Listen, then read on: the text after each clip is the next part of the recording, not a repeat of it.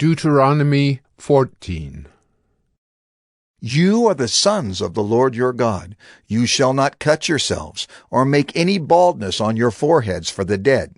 For you are a people holy to the Lord your God, and the Lord has chosen you to be a people for his treasured possession, out of all the peoples who are on the face of the earth.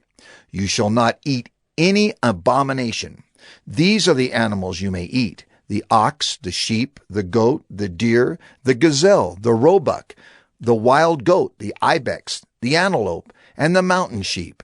Every animal that parts the hoof and has the hoof cloven in two and chews the cud among the animals, you may eat.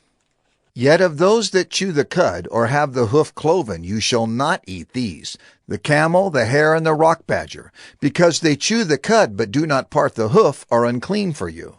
And the pig, because it parts the hoof but does not chew the cud, is unclean for you.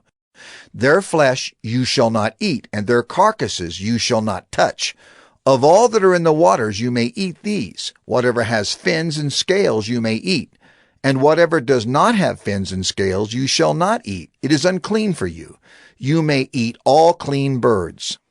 But these are the ones that you shall not eat: the eagle, the bearded vulture, the black vulture, the kite, the falcon of any kind, every raven of any kind, the ostrich, the nighthawk, the seagull, the hawk of any kind, the little owl and the short-eared owl, the barn owl and the tawny owl, the carrion vulture and the cormorant, the stork, the heron of any kind, the hoopoe and the bat, and all winged insects are unclean for you. They shall not be eaten.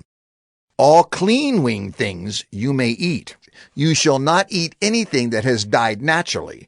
You may give it to the sojourner who is within your towns, that he may eat it, or you may sell it to a foreigner, for you are a people holy to the Lord your God. You shall not boil a young goat in its mother's milk.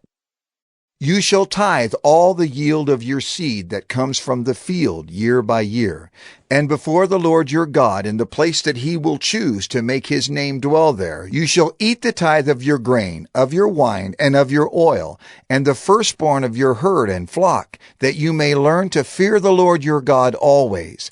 And if the way is too long for you, so that you are not able to carry the tithe, when the Lord your God blesses you, because the place is too far from you, which the Lord your God chooses to set his name there, then you shall turn it into money, and bind up the money in your hand, and go to the place that the Lord your God chooses, and spend the money for whatever you desire: oxen, or sheep, or wine, or strong drink, whatever your appetite craves.